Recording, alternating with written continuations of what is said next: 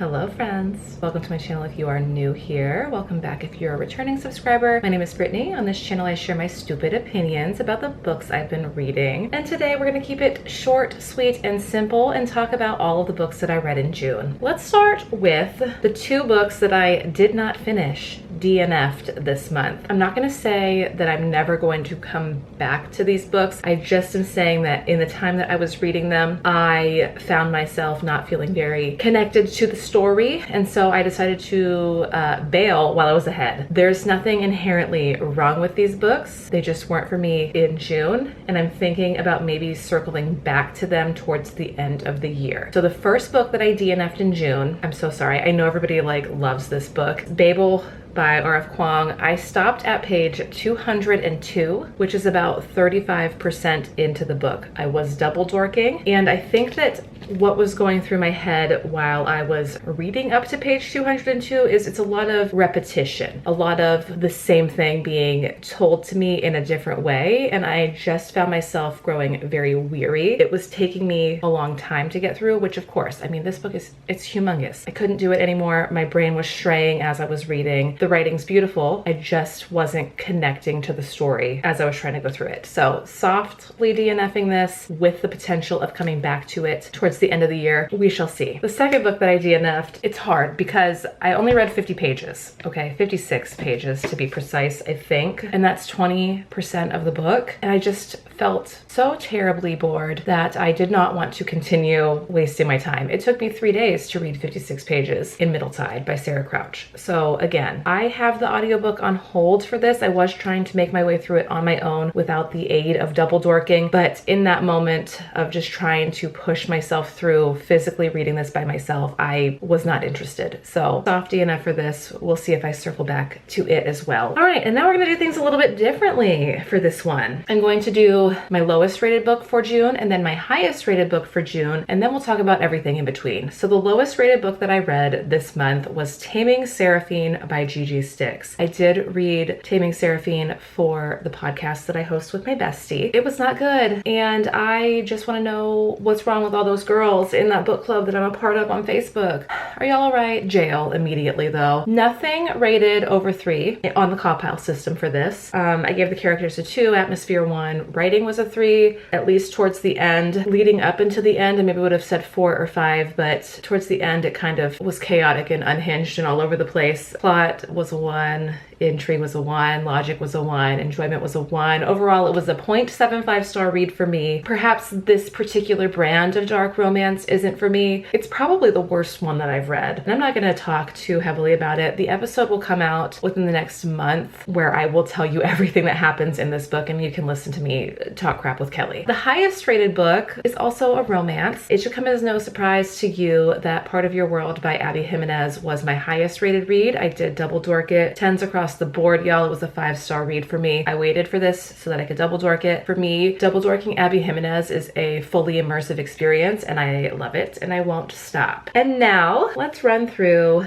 everything in between. If you watched my TBR video for June, you'll know that I was waiting and waiting and waiting since February for the Honey Don't list by Christina Lauren, and Honey Don't, read this book. It was terrible, okay? And now I'm understanding why people say Christina Lauren books are hit or miss for them, because I'm recognizing that Christina Lauren books may be hit or miss for me, because this was a miss. Miss me with this. There's a cheating trope. The characters were super unmemorable. I literally can't remember the female main character's name. 2.75 stars for this one. I'm not going to run through the whole cawpile. We need to keep it short and sweet, okay? For my book club, the Murder Row book club, we read a thriller this month. It was Kelly's choice. We all voted on 4 or 5 books that she had put up, and All Her Little Secrets by Wanda M. Morris was the winner. For me, the writing was decent. The characters were unlikable. The plot was mid. I'm realizing that I really don't love books where the main character is a lawyer. Examples include The Perfect Marriage and was it Pretty Little Wife by Darby Kane? I think that a couple of those main characters were lawyers, and I don't love that. However, everything else, cawpile compiled together gave this book a 3.5 star. Another surprise for me with a 3.5 star is Murder Road by Simone St. James. It was fine, but I can't really remember a lot of what happened, which is like really rough to think about. I don't think that this book or the last book that I read from Simone St. James is make or break for me. I do think that I will continue to read books that she puts out, but I don't think that I will be auto buying her books from now on just because the last two have been duds for me. I think that what I'll do is borrow them from the library, and if I end up loving them, then I can buy them. But this one, I'm almost positive I'm going to end up listing it in my Panko shop because it just wasn't the best. I can't remember the characters' names. I can't remember key important plot points. I don't foresee it going down in history as one of my favorite books. It was a 3.5, like I said. Out of nowhere, I gave a hockey romance 4 stars. I know, I'm surprised too. I read book 2 of Rule Breakers by Jay Wilder. It's called Rules of the Game. It is a brother's best friend hockey romance and literally took me completely by surprise. I loved the characters. I liked the characters in the first book. I just thought that the plot was like a little not great. There is a frustrating amount of like miscommunication throughout the large majority of this book, but once the two main characters reconcile that miscommunication, it's golden. I really enjoyed this book, recommended it to my best friend. She immediately downloaded it to her Kindle while she was here visiting me for the 4th of July, and yeah, it was a 4-star read for me. A book that I just knew I was going to love is Lessons in Chemistry by Bonnie Garmus. I double dorked this. I read it in one sitting. It's over 400 pages. It's a historical fiction, not normally what I would gravitate towards, but I love a feminist and powerful and strong female main character, and Elizabeth Zott is everything that I was looking for in that moment. This book is great. I do still plan on signing up for Apple TV so that I can watch the show because I loved this book. I freaking sobbed when I was reading it. It is so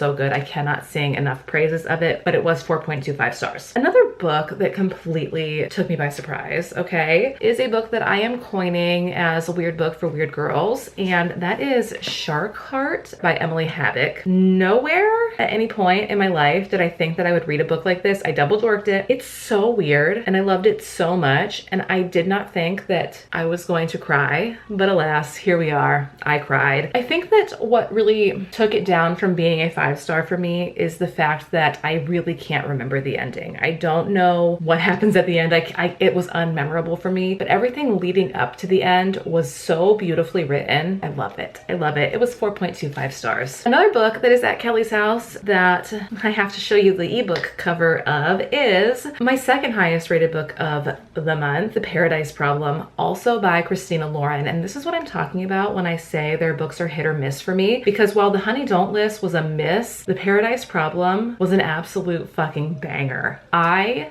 genuinely loved this book. I was laughing out loud. I was feeling very reminiscent of The Unhoneymooners and The Soulmate Equation, The True Love Experiment. It reminded me of the Christina Lauren who wrote those books, whereas The Honey Don't List is very much like Something Wilder or Love in Other Words, books that I just was like, this one reminded me why I love them. It was a 4.5-star read for me. I genuinely had a great time while reading this. And I also read this book in one day because I can't be stopped. Overall, I had 11 books this month, 2 of which were DNFs. I read 3,870 pages, and I read for 29 of the 30 days in June. I missed one day. I missed the 28th of June because that's the day that my husband came on leave to come see us. I averaged 131 pages per day, and my average rating was 3.27. So not overall a terrible month. July is shaping up to be great. I am going to hopefully get more than 11 books this month, but the month is already halfway over. So here's hoping that I do better. I am going to be coming at you with a couple of vlogs this month because I do truly love vlogging and I